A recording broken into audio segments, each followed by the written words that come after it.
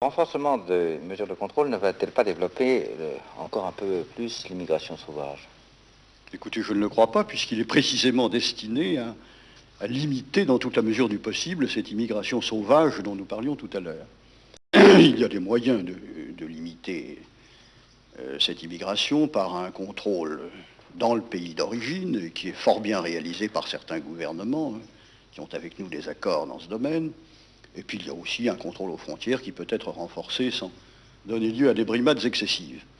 Je crois que c'est absolument nécessaire parce que l'État doit reprendre le contrôle de ces courants migratoires. Cette immigration sauvage, en effet, présente de très graves inconvénients. Elle en présente pour les travailleurs français parce que la facilité que certains employeurs peuvent avoir de recruter une main-d'œuvre immigrée à bon compte peut dispenser ces employeurs de faire des efforts d'imagination en ce qui concerne l'amélioration des conditions du travail. Et c'est un point que je crois très important. Le deuxième inconvénient, eh bien, il s'adresse aux immigrés eux-mêmes.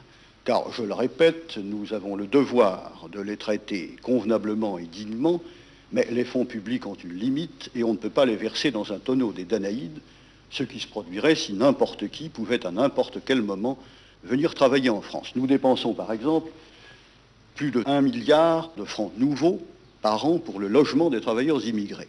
Nous avons fait l'an dernier 30 000 lits nouveaux environ. Ce n'est peut-être pas encore suffisant, je conviens que cet effort doit être accru, mais il est évident que nos efforts ne mèneraient à rien si nous devions ne pas savoir sur quels chiffres nous devons opérer.